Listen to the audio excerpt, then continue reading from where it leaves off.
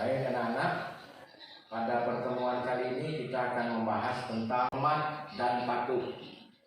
Ini adalah bab 10, bagian B-nya ya, bagian yang kedua, yaitu sikap terpuji, hormat dan patuh. Agar kamu bisa melaksanakan apa yang dimaksud dengan hormat dan patuh ini, kamu harus paham dulu ya, agar bisa melaksanakan sikap hormat dan patuh ini, bisa menerapkan sikap hormat dan patuh dalam kehidupan sehari-hari sesuai dengan tujuan pembelajaran yang akan kita pelajari pada pertemuan kali ini.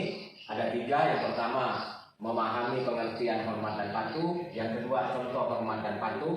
Yang ketiga, menerapkan sikap hormat dan patuh dalam kehidupan sehari-hari. Simak baik-baik, kamu perhatikan, semoga dapat dan semoga dapat diterapkan ya. Hormat dan patuh ini terdiri dari 2 kalimat. Yang pertama hormat, yang kedua patuh. Hormat itu artinya kita menghargai. Seperti contohnya kita harus menghormati orang lain, berarti kita harus menghargai orang lain. Kalau kita harus menghormati orang tua, kita menghargai orang tua ya.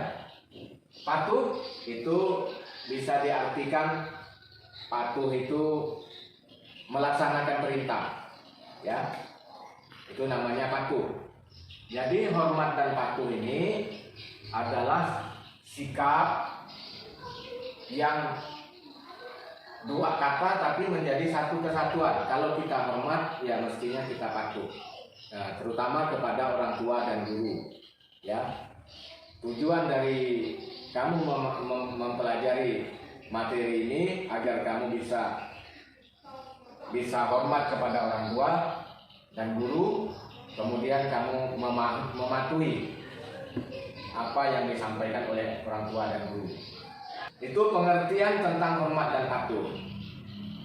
Kemudian kalau kita berikan contoh sikap hormat itu ya, kalau hormat itu menghargai, kemudian kalau kita sikap hormat itu kita terjemahkan dalam kehidupan kita sehari-hari, ya sebaiknya kita di hadapan orang tua kita berjalan misalnya kita dengan merendahkan diri. Ini sikap yang hormat agar kita dikatakan anak yang sopan dan benar-benar tertanam dalam diri kita, bukan dibuat-buat ya. Kemudian ketika berbicara dengan orang tua dengan suara yang rendah, tidak boleh lebih tinggi dari suaranya orang tua, tidak boleh teriak-teriak. Kemudian ini yang menunjukkan sikap hormat kita, cakupan-cakupan yang menunjukkan bahwa kita itu hormat.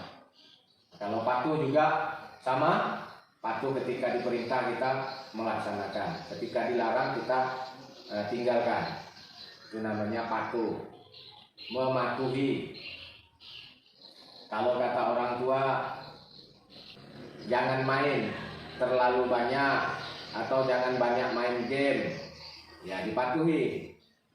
Ya, jangan terlalu banyak nonton TV, ya kita patuh, kita laksanakan. Itu namanya patuh. Kalau dilarang jangan banyak nonton TV, tapi kamu masih nonton TV di luar batas yang ditentukan oleh orang tua, ataupun kamu main di luar batas yang ditentukan orang tua, itu namanya tidak patuh ya. Itu pengertian dari hormat dan patuh. Kemudian contoh hormat dan patuh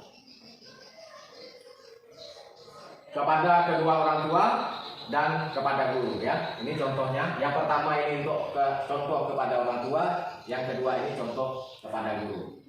Yang pertama, mendengarkan nasihat orang tua serta melaksanakannya. Kita hormat kepada orang tua kita. Bagaimana kita menunjukkan bahwa kita hormat kepada kedua orang tua kita? Yaitu dengan mendengarkan nasihat orang tua serta melaksanakan nasihat-nasihatnya. Berarti kalian telah hormat dan patuh kepada kedua orang tua.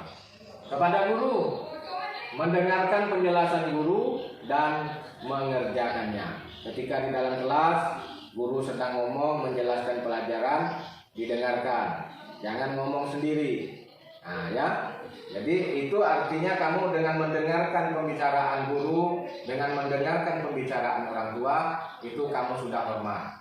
Kemudian setelah didengarkan, kamu patuhi, kamu laksanakan, baru kamu dikatakan patuh. Itu ya. Kemudian yang tujuan yang ketiga dari pembelajaran kita ini, yaitu kamu harus dapat menerapkan sikap hormat dan patuh. Ya, setelah tahu hormat itu patuh itu melaksanakan segala perintahnya, kemudian contohnya tadi sudah Bapak sebutkan. Yang ketiga ini yang terpenting, setelah kamu tahu, diterapkan dalam kehidupan sehari-hari. Dalam kita bersama orang tua di rumah, ketika kita bersama dengan orang tua, kita hormat, mendengarkan pembicaraannya, berbicara dengan bahasa yang baik, berbicara dengan panggilan yang baik, ya, dengan teman, dengan adik kakak sama, dengan adik kakak di rumah, kita berbicara dengan pembicaraan yang baik, pakai panggilan abang, adik, kakak, ya. Jangan berbicara dengan bicara yang tidak ada menunjukkan sikap hormatnya ini. Nah, kalau kita hormat, terkadang apabila seseorang telah kita hormati, ini sikap patuhnya akan muncul. Biasanya tiba-tiba kita akan patuh dengan segala apa yang dia bicarakan. Tetapi kalau kita tidak menghormati seseorang, bahkan kita benci kepada seseorang, kita tidak akan mematuhi apa yang dia omongkan. Ya. Ketika kamu berada di sekolah, kamu terapkan sikap hormat dan patuh ini kepada guru. Bagaimana kamu berbicara dengan guru, bagaimana kamu berhadapan dengan guru, ya, itu diterapkan. Tentunya dengan guru harus hormat ngomongnya, jangan dengan suara yang tinggi, jangan dengan suara yang keras. Nah, ya, dengan guru sikapnya hormat, dengan guru. Nah, kalau sudah hormat itu, kamu akan patuh dengan perintah-perintahnya, apa yang dijelaskan guru kamu ikuti. Dengan teman di sekolah sama ya, bergaul dengan teman harus tetap menerapkan sikap hormat dan patuh. Baik, demikian saja pelajaran kita. Semoga bermanfaat. Kita akhiri dengan bacaan hamdalah bersama-sama. Alhamdulillahirabbil alamin. Assalamualaikum warahmatullahi wabarakatuh.